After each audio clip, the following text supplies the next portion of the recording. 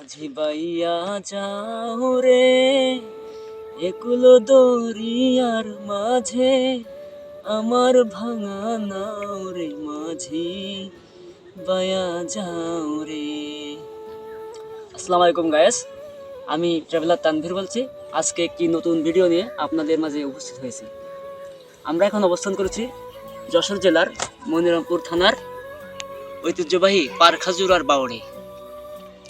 কয়েকশো বছরের ঐতিহ্য আমাদের এই পারখাজুরার বাউল। এই বাউলের ধারে গড়ে উঠেছে বাউলের দুই পাশ দিয়ে জনবসতি। এই বাউল কেন্দ্রিক অনেক মানুষের জীবিকা নির্বাহ করে। এই বাউলে ছোট বড় মাঝারি অনেক ধরনের মাছ পাওয়া যায়। আমরা আমাদের দাদা তারাও এই বাউল দেখে গেছে।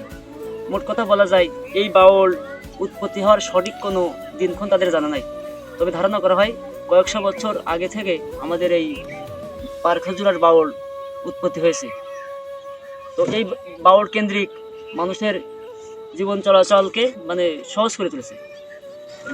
আপনারা জানেন কয়েকদিন আগে যে বন্যা হয়েছে, এই বন্যায় খাজুরার বাউলের আশেপাশে খাজুরার বাউলের দুই ধারে যে সকল আবাদি জমি ছিল, সব জমি কিন্তু তলিয়ে গেছে।